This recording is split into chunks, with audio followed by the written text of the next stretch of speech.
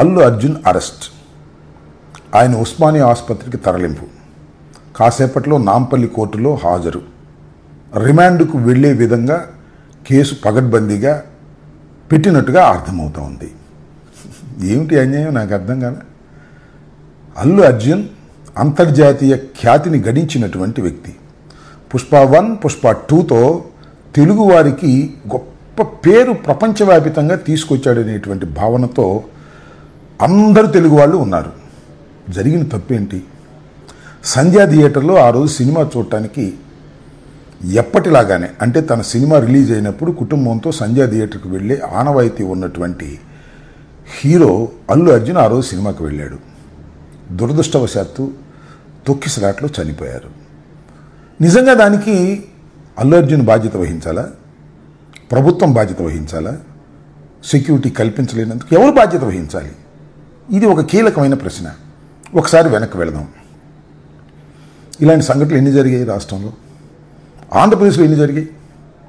చంద్రబాబు నాయుడు గారి ఎన్నికలకు ముందు సభలు పెట్టిన చోట తొక్కిసలాట్లో చనిపోయారు.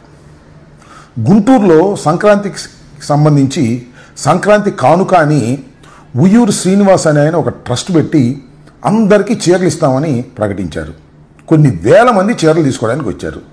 చంద్రబాబు నాయుడు గారు 2 చీరలు పంచి వెళ్ళిపోయాడు. తర్వాత తొక్కిసలాట్లో 3-4 చనిపోయారు. అలాగే దానిపై నెల్లూరు దగ్గర కూడా ఇలాగే ఒక చోట చనిపోయారు. అక్కడ దాకా ఎందుకు? పుష్కరాల్లో చంద్రబాబు నాయుడు గారు ముఖ్యమంత్రిగా ఉన్నప్పుడు 2015 పుష్కరాల్లో, గోదావరి పుష్కరాల్లో సుమారుగా 29 మంది పైచిలకు చనిపోయారు. ఎవరు దీనికి బాధ్యులు? చంద్రబాబు నాయుడు గారు వహించాలా? లేదు.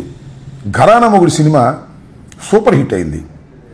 ఆ శతదినోత్సవానికి అనుకుంటా సాక్షాత్తు చిరంజీవి గారు గుంటూరు వచ్చారు, బ్రహ్మానందరెడ్డి స్టేడియంలో. అప్పుడు తొక్కిసలాట గురై చనిపోయారు. దానికి ఎవరు బాధ్యత వహించాలి? ఇప్పుడైనా ఒక విఐపి కానీ, ఒక ప్రఖ్యాతి చెందినటువంటి వ్యక్తి కానీ వస్తున్నప్పుడు సెక్యూరిటీ కల్పించవలసినటువంటి బాధ్యత ఆ ప్రభుత్వాల మీద ఉంటుంది. అంతే తప్ప అతని మీద ఉండదే. నాకు ఆశ్చర్యం ఇదంతా కూడా. పుష్ప హీరోని ఇవాళ అరెస్ట్ చేసి టీవీలన్నీ అదే వార్తలు. ఎందుకు అరెస్ట్ చేశారు? అసలు ఎందుకు అరెస్ట్ చేశారు? ఇవి చాలా లోతైన ప్రశ్నలు.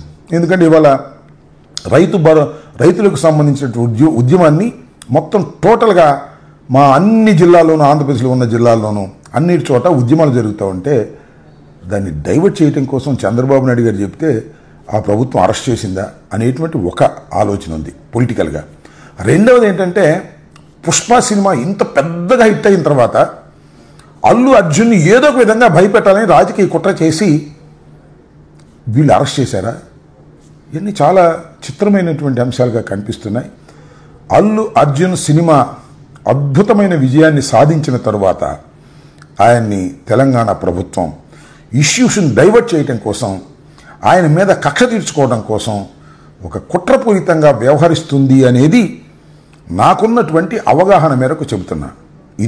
ఇది దుర్మార్గం అని కూడా ఈ సందర్భంగా నేను చెప్పదలుచుకున్నా.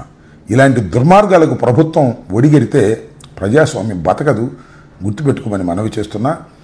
సరే, ఓకే, అరెస్ట్ చేశారు, రిమాండ్ రాకుండా జైల్లో పెడతారు, ఏం సాధిస్తారంటున్నా నేను.